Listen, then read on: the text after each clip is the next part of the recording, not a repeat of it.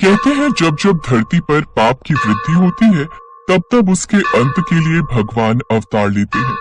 स्वर्गलोक के प्रत्येक देवी देवता सदैव से ही दैत्यों के उत्पातों से बहुत हानि उठाते आए हैं। जब भी उन पर संकट आता है तो वे सर्वप्रथम ब्रह्मा, विष्णु, महेश त्रिदेवों से ही उस संकट के निवारण के लिए प्रार्थना करते हैं। पर जब इन तीनों में से ही किसी एक पर संकट आ जाए तो उसके निवारण के लिए वे तीनों स्वयं भी कोई न कोई उपाय निकाल ही लेते हैं। ऐसे ही एक बार ब्रह्मा जी पर भी संकट की ऐसी घड़ी आ गई थी जब उन्हें कोई रास्ता दिखाई नहीं दे रहा था। तब ब्रह्मा जी श्री हरि विष्णु जी के साथ महादेव के पास पहुंचते हैं। ये तब की बात है जब एक बार ब्रह्मा जी ने एक दिव्य ग्रंथ का निर्माण किया था जिसमें सृष्टि के सभी रहस्यों और ज्ञान का वर्णन था। ये ग्रंथ समस्त सृष्टि के लिए बहुत महत्वपूर्ण था क्योंकि इससे ब्रह्मा जी ने सृष्टि के सृजन और पालन का मार्गदर्शन किया था। ये क्या हो गया महादेव? मेरे द्वारा रचित दिव्य ग्रंथ को न जाने कौन चुरा कर ले गया। अगर वो ग्रंथ वापस नहीं मिला तो सृष्टि में अराजकता फैल जाएगी। अब मुझे केवल आप ही संकट से बाहर निकाल सकते हैं। महादेव, हमें इस समस्या का समाधान जल्दी ही निकालना होगा। बिना उस ग्रंथ के सृष्टि का संचालन प्रभावित हो सकता है। हमें वो ग्रंथ शीघ्र ही ढूंढना होगा। ब्रह्मदेव, मैं जानता हूँ आपके द्वारा रचित दिव्य ग्रंथ को राक्षस मदन चुराकर समुद्र लोक में ले गया है। राक्षस मदन? वो ग्रंथ समुद्र लोक में ले गया है? मुझे पता है ये सब उसकी चाल है। उस दिव्य ग्रंथ के द्वारा वो पूरी सृष्टि को जीत सकता है। ये बात वो अच्छे से जानता है और समुद्र के भीतर उसे कोई देवी देवता या फिर मनुष्य इत्यादि नहीं मार सकते। ऐसा वरदान उसने देवी माँ से प्राप्त किया हुआ है। अब क्या होगा जब राक्षस मदन उस दिव्य ग्रंथ का दुरुपयोग करेगा? हे ब्रह्मदेव, चिंतित मत होइए। यदि कोई संकट आया है तो उसका निवारण भी अवश्य निकलेगा। आप सबको इस संकट से केवल देवी काली ही बाहर निकाल सकती है। आप उनकी आराधना करें, वो प्रसन्न होंगी और आपको इस संकट से मुक्ति दिलाएंगी। महादेव के कहने पर ब्रह्मा जी अन्य सभी देवताओं के साथ माँ काली की आराधना करते हैं। उनकी प्रार्थना सुनकर माँ काली प्रकट होती है। हे देवी कालिका, हमें आपकी सहायता की आवश्यकता है। राक्षस मदन मेरा दिव्य ग्रंथ चुराकर समुद्र की गहराई में जा छुपा है। वरदान के अनुसार उस राक्षस को कोई देवता या फिर मनुष्य नहीं मार सकता। हमें कोई उपाय समझ में नहीं आ रहा कि उस राक्षस से दिव्य ग्रंथ कैसे प्राप्त करें। कहीं ऐसा ना हो कि वो दिव्य ग्रंथ का दुरुपयोग करके संसार को हानि पहुंचा दे। हे ब्रह्मदेव, मेरे होते हुए ऐसा कभी नहीं होगा। जब जब दुराचारी राक्षसों ने उत्पात मचाया है तब तब मैंने शक्ति रूप में उन राक्षसों का वध किया है। राक्षस मदन को उसके पापों का दंड देने के लिए मैं बगुला अवतार लूंगी और समुद्र के तल से खींचकर उसे सतह पर लेकर आऊंगी। वो राक्षस स्वयं ही ग्रंथ आपको सौंप देगा।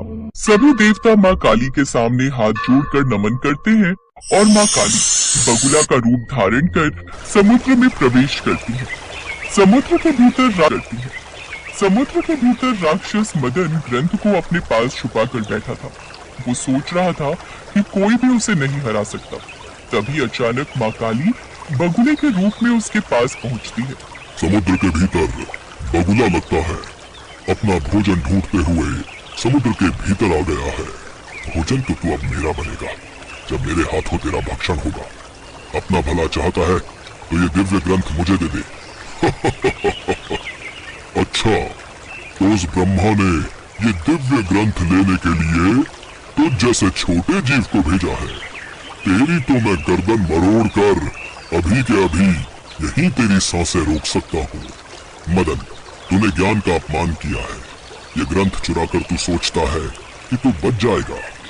तुझे इसका परिणाम भुगतना होगा।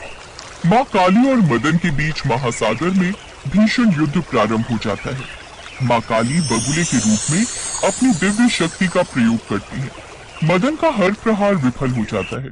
अंततः माँ काली मदन को अपनी शक्ति से पराजित करती है और उसकी गर्दन को मुंह में दबाकर समुद्र से खींचकर बाहर लाती है। समुद्र के तट पर पहुंचकर वो उसे सभी देवताओं के सामने फेंक देती है। और अपने असली रूप में आ जाती हैं। हे देवी माँ, मुझे क्षमा कर दो, मैं आपको पहचान नहीं सका, मुझसे भूल हो गई, मैंने आपके ही दिए वरदान का दुरुपयोग किया। हे काली माँ, मुझे क्षमा कर दो, मैं अहंकार में आ गया था। मैं ये ग्रंथ आपको लौटाता हूँ। ब्रह्मदेव, मुझे क्षमा कर दीजिए, मैंने बहुत बड़ा अपराध किया है, मैं आप सबसे क्षमा मांगता हूँ।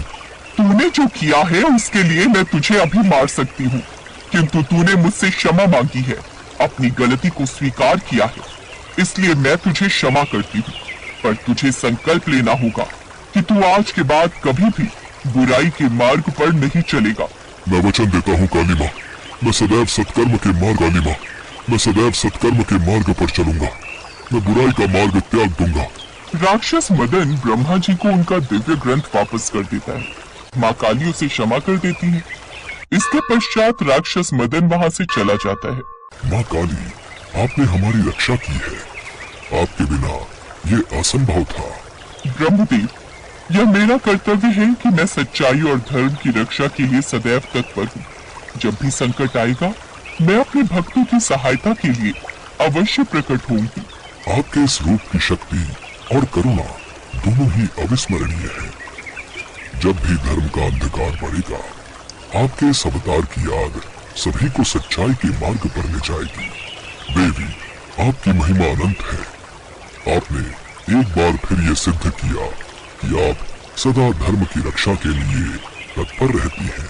सभी देवी देवता माँ काली का गुणगान करते हैं। इसके पश्चात देवी काली अंतर्ध्यान हो जाती है।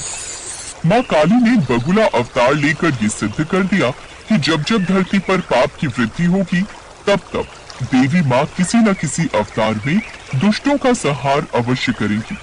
माँ काली का बगुले के रूप में आना हमें यही संदेश देता है कि मनुष्य जितना मर्जी अहंकार में आकर सत्य की हानि और दुष्कर्म करना चाहे, किंतु वो अपने पापों से नहीं बच सकता, क्योंकि भगवान पापी को दंड देने के लिए मार्ग ढूंढ ही लेते हैं।